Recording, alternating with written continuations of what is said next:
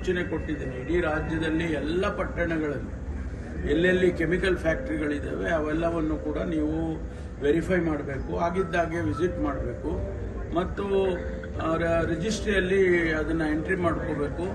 ಯಾರು NOC ಕೊಡ್ತಾರೆ, ಕಾರ್ಪೊರೇಷನ್ನವ್ರು ಕೊಡ್ಬೋದು, ಟ್ರೇಡ್ ಲೈಸೆನ್ಸ್ ಕೊಡೋರು ಕಾರ್ಪೊರೇಷನ್ ಕೊಡುತ್ತೆ, ಕೆಲವು ಟೈಮ್ನಲ್ಲಿ ಜಿಲ್ಲಾಡಳಿತ ಕೊಡುತ್ತೆ. ಅದನ್ನೆಲ್ಲ ವೆರಿಫೈ ಮಾಡಬೇಕು ಅಂತೇಳಿ ಈಗಾಗಲೇ ನಾನು ಆದೇಶ ಮಾಡಿದ್ದೇನೆ.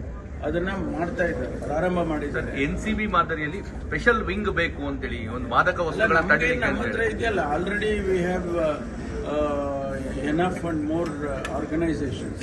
ಅದೆಲ್ಲ ಏನು ತೊಂದರೆ ಇಲ್ಲ, ಕೆಲಸ ಮಾಡಿಸ್ಬೇಕು ಅವ್ರ ಹತ್ರ ಅಷ್ಟೇ. ಈಗ ಮೈಸೂರಲ್ಲಿ ಮೊನ್ನೆ ಸೀಸ್ ಆಗಿದ್ದು, ಮೈಸೂರಲ್ಲಿ ಸೀಸ್ ಆಗಿದ್ದು ಡ್ರಗ್ಸ್ ಸೀಸ್ ಆಗಿದ್ದೀವಿ ನೋಡಿ, ಎರಡು ಭಾಗ ಇದೆ ಅದರಲ್ಲಿ. ಅವರು ಇಲ್ಲಿ ಬಂದು ನಮ್ಮವ್ರನ್ನೂ ಕರ್ಕೊಂಡು ಹೋಗಿದ್ದಾರೆ ಜೊತೆಯಲ್ಲಿ, ಅವರು ರೈಡ್ ಮಾಡುವಾಗ. ಅವರ ಪ್ರಕಾರ ಮೊದಲನೇ ಫಸ್ಟ್ ಇನ್ಫಾರ್ಮೇಶನ್ ಪ್ರಕಾರ ಯಾವುದೂ ಡ್ರಗ್ಸ್ ಅಲ್ಲಿ ಸಿಗಲಿಲ್ಲ. ಅಲ್ಲಿ ಫಿನೈಲ್ ಮ್ಯಾನುಫ್ಯಾಕ್ಚರ್ ಮಾಡ್ತಾ ಇದ್ರು ಮತ್ತು ಅದಕ್ಕೆ ಬೇಕಾದಂಥ ಕಾಸ್ಟಿಕ್ ಸೋಡಾ ಮತ್ತು ಕೆಮಿಕಲ್ಸ್ ಮಾತ್ರ ಸಿಕ್ತು. ಅಲ್ಲಿ ಯಾವುದು ಡ್ರಗ್ಸಿಗೆ ಅಂದರೆ ಈ ನಮ್ಮ ರೆಗ್ಯುಲರ್ ಡ್ರಗ್ಸಿಗೆ ಸಂಬಂಧಪಟ್ಟಂಥದ್ದು ಯಾವುದು ಮೆಟೀರಿಯಲ್ ಸಿಗಲಿಲ್ಲ ಅಂತೇಳಿ ಮೊದಲನೇ ವರದಿ. ಆ ಸಂದರ್ಭದಲ್ಲಿ ನಮ್ಮ ಕಮಿಷನರೇಟ್ನಿಂದ ಕೂಡ ಇದ್ರು ಸ್ಟಾಫು ಮತ್ತು IB-ನವರು ಇದ್ರು ಅಂತ ಹೇಳಿದರು. ಅಂದರೆ ಇಂಟೆಲಿಜೆನ್ಸ್ ಬ್ಯೂರೋನವರು ಕೂಡ ಜೊತೆಯಲ್ಲಿದ್ದರು. ಆಗೆಲ್ಲೂ ರೆಕಾರ್ಡ್ ಆಗಿಲ್ಲ. ಅವರು ವಾಪಸ್ ಹೋದ್ಮೇಲೆ ಅಲ್ಲಿಂದ ಒಂದು ಪ್ರೆಸ್ ರಿಲೀಸ್ ಮಾಡಿದ್ದಾರೆ, ಮೈಸೂರಲ್ಲಿ ಡ್ರಗ್ಸ್ ಸಿಕ್ತು ಅಂತ. ನಾವು ಅದನ್ನು ಕೌಂಟರ್ ಮಾಡೋದು.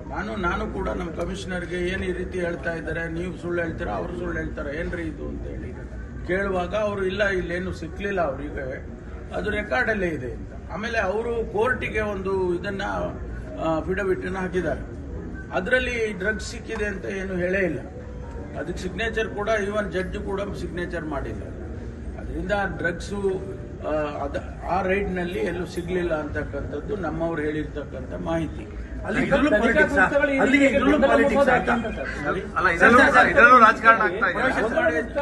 ಯಾಕೆ ಆ ರೀತಿ ಮಾಡಿದ್ದಾರೆ, ಅಲ್ಲಿ ಸಿಕ್ಕಿದೆ.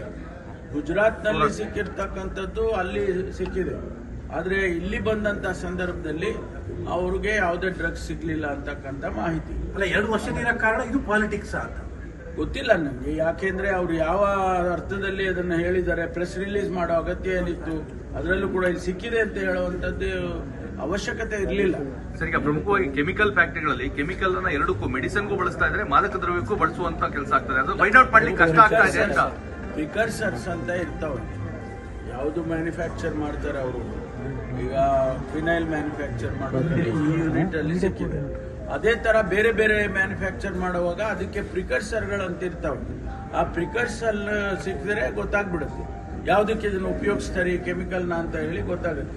ಅಂತಿಮವಾಗಿ ಫೈನಲ್ ಪ್ರಾಡಕ್ಟ್ ಬರೋದಕ್ಕಂತ ಕಾಯ್ಬೇಕಾಗಿಲ್ಲ, ನಮಗೆ ಪ್ರಿಕರ್ಸರ್ ಸಿಕ್ಕಿದ್ರೆ ಗೊತ್ತಾಗುತ್ತೆ. ಸರ್, ಈಗ ರಾಜಕಾರಣಕ್ಕೆ ಬರೋದಾದ್ರೆ ಸೂಚನೆ ಕೊಟ್ಟಿದ್ದೀನಿ. ಇಡೀ ರಾಜ್ಯದಲ್ಲಿ ಎಲ್ಲ ಪಟ್ಟಣಗಳಲ್ಲಿ ಎಲ್ಲೆಲ್ಲಿ ಕೆಮಿಕಲ್ ಫ್ಯಾಕ್ಟ್ರಿಗಳಿದ್ದಾವೆ ಅವೆಲ್ಲವನ್ನು ಕೂಡ ನೀವು ವೆರಿಫೈ ಮಾಡಬೇಕು, ಆಗಿದ್ದಾಗೆ ವಿಸಿಟ್ ಮಾಡಬೇಕು ಮತ್ತು ರಿಜಿಸ್ಟ್ರಿಯಲ್ಲಿ ಅದನ್ನು ಎಂಟ್ರಿ ಮಾಡ್ಕೋಬೇಕು. ಯಾರು NOC ಕೊಡ್ತಾರೆ, ಕಾರ್ಪೊರೇಷನ್ನವ್ರು ಕೊಡ್ಬೋದು, ಟ್ರೇಡ್ ಲೈಸೆನ್ಸ್ ಕೊಡೋರು ಕಾರ್ಪೊರೇಷನ್ ಕೊಡುತ್ತೆ, ಕೆಲವು ಟೈಮ್ನಲ್ಲಿ ಜಿಲ್ಲಾಡಳಿತ ಕೊಡುತ್ತೆ. ಅದನ್ನೆಲ್ಲ ವೆರಿಫೈ ಮಾಡಬೇಕು ಅಂತೇಳಿ ಈಗಾಗಲೇ ನಾನು ಆದೇಶ ಮಾಡಿದ್ದೇನೆ. ಅದನ್ನ ಮಾಡ್ತಾ ಇದ್ದಾರೆ, ಪ್ರಾರಂಭ ಮಾಡಿದ್ದಾರೆ. NCB ಮಾದರಿಯಲ್ಲಿ ಸ್ಪೆಷಲ್ ವಿಂಗ್ ಬೇಕು ಅಂತೇಳಿ ಒಂದು ಮಾದಕ ವಸ್ತುಗಳ ನಮ್ಮ ಹತ್ರ ಇದೆಯಲ್ಲ, already we have enough and more organisations. ಅದೆಲ್ಲ ಏನು ತೊಂದರೆ ಇಲ್ಲ, ಕೆಲಸ ಮಾಡಿಸ್ಬೇಕು ಅವ್ರ ಹತ್ರ ಅಷ್ಟೇ. ಈಗ ಮೈಸೂರಲ್ಲಿ ಮೊನ್ನೆ ಸೀಸ್ ಆಗಿದ್ದು, ಮೈಸೂರಲ್ಲಿ ಸೀಸ್ ಆಗಿದ್ದು ಡ್ರಗ್ಸ್ ಸೀಸ್ ಆಗಿದ್ದೀವಿ ನೋಡಿ, ಎರಡು ಭಾಗ ಇದೆ ಅದರಲ್ಲಿ. ಅವರು ಇಲ್ಲಿ ಬಂದು ನಮ್ಮವ್ರನ್ನೂ ಕರ್ಕೊಂಡು ಹೋಗಿದ್ದಾರೆ ಜೊತೆಯಲ್ಲಿ, ಅವರು ರೈಡ್ ಮಾಡುವಾಗ. ಅವರ ಪ್ರಕಾರ ಮೊದಲನೇ ಫಸ್ಟ್ ಇನ್ಫಾರ್ಮೇಶನ್ ಪ್ರಕಾರ ಯಾವುದೂ ಡ್ರಗ್ಸ್ ಅಲ್ಲಿ ಸಿಗಲಿಲ್ಲ. ಅಲ್ಲಿ ಫಿನೈಲ್ ಮ್ಯಾನುಫ್ಯಾಕ್ಚರ್ ಮಾಡ್ತಾ ಇದ್ರು ಮತ್ತು ಅದಕ್ಕೆ ಬೇಕಾದಂಥ ಕಾಸ್ಟಿಕ್ ಸೋಡಾ ಮತ್ತು ಕೆಮಿಕಲ್ಸ್ ಮಾತ್ರ ಸಿಕ್ತು. ಅಲ್ಲಿ ಯಾವುದು ಡ್ರಗ್ಸಿಗೆ ಅಂದರೆ ಈ ನಮ್ಮ ರೆಗ್ಯುಲರ್ ಡ್ರಗ್ಸಿಗೆ ಸಂಬಂಧಪಟ್ಟಂಥದ್ದು ಯಾವುದು ಮೆಟೀರಿಯಲ್ ಸಿಗಲಿಲ್ಲ ಅಂತೇಳಿ ಮೊದಲನೇ ವರದಿ.